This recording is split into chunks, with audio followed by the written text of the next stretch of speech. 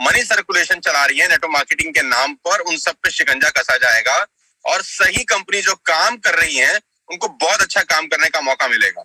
अभी मैं इसमें एक बात और ऐड कर देना चाहता हूं कि जितनी भी कंपनीज पिछले 4 से 5 साल के अंदर रजिस्टर्ड हुई हैं, उसमें बहुत सारी कंपनी ऐसी हैं जो सिर्फ और सिर्फ मनी सर्कुलेशन कर रही है डायरेक्ट सेलिंग के नाम पर, और इसकी वजह से कस्टमर का बेहद नुकसान हो रहा है और एक कस्टमर को भ्रम की स्थिति बनी रहती है कि इतना पाक साफ बिजनेस, इतना शानदार बिजनेस को वो एक शक की नजर से देखने आता है, क्योंकि 10 अच्छी कंपनी रहती है और उसमें से एक बेईमान निकल जाती है तो बाकी सब लोग 9 को भी बेकार तरीके से देखना शुरू कर देते हैं।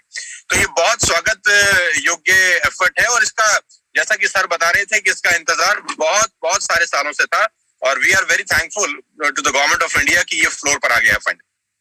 तो सोनू शर्मा जी, ये जो बिजनेस है ये कितना बड़ा है? और आपने यहाँ पे जिक्र किया पिरामिड और मनी सर्कुलेशन स्कीम्स का, जो कि डायरेक्ट सेलिंग कंपनीज कुछ चला भी रही थी। अब इस अधिसूचना के बाद इस तरह की चीजों पर, इन तरह के मामलों पर किस हद तक रोक लगेगी? इंडस्ट्री के विस्तार को लेकर ये कितना बड़ा कदम है? अभी फिलहाल अगर हम देखें तो मार्केट कैप के लिहाज से इन कंपनीज का कितना प्रपोर्शन है और कितनी जरूरत थी इस तरह की अधिसूचना की, ताकि ग्राहकों को यह समझ में आए कि उनकी हितों का ख्याल रखने के लिए कोई ना कोई है, एक बॉडी है जो जिम्मेदारी लेती है और आप अपनी शिकायत भी उन तक पहुंचा सकते हैं।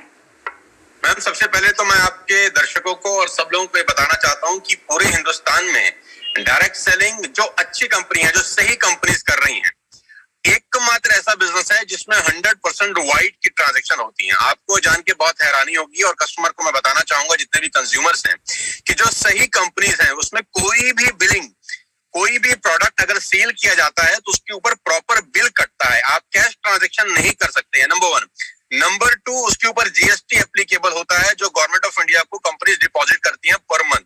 नंबर 3, आपको जो भी कमीशन आता है वो टीडीएस करके, टैक्स कट के ही आता है। ये एकमात्र ऐसा प्रोफेशन है पूरे हिंदुस्तान के अंदर जहां 100% ट्रांसपेरेंसी होती है और लीगल सिस्टम अपनाया जाता है।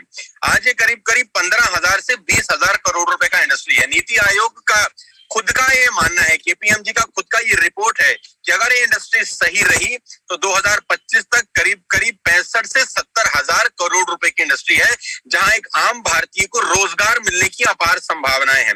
आज हिंदुस्तान में आपको पता है कोविड-19 के कारण बहुत सारे लोगों को नौकरी की समस्याएं, अनएम्प्लॉयमेंट अपने चरम सीमा पर है। ये एकमात्र ऐसी इंडस्ट्री है जो लोगों को अनएम्प्लॉयमेंट से मुक्त, जो प्रॉब्लम फेस कर रहे हैं लोग बाग, उनको एम्प्लॉयमेंट प्रोवाइड करा सकती है बनस्पत। इस पे आज ये जो नोटिफिकेशन आया है, ये ठीक तरीके से अगर लागू हो जाए, क्योंकि ठीक तरीके से लागू होना बहुत जरूरी है। कानून तो हिंदुस्तान में बहुत सारे हैं, अगर वो इम्प्लीमेंट ठीक तरीके से हो जाए तो मैं आपको बता सकता हूं कि 2025 में एकमात्र ऐसा उद्योग है जो बहुत सारे लोगों को, हजारों लाखों नहीं करोड़ों लोगों को एम्प्लॉयमेंट प्रोवाइड करा सकता है। बिल्कुल सही कहा आपने। जहां तक एम्प्लॉयमेंटेबिलिटी की बात है तो लगभग 7 मिलियन से ज्यादा लोग हैं जिनको रोजगार मिल रहा है इस इंडस्ट्री के जरिए, और उसमें भी खास बात यहाँ पर यह है, उल्लेखनीय बात यहाँ पर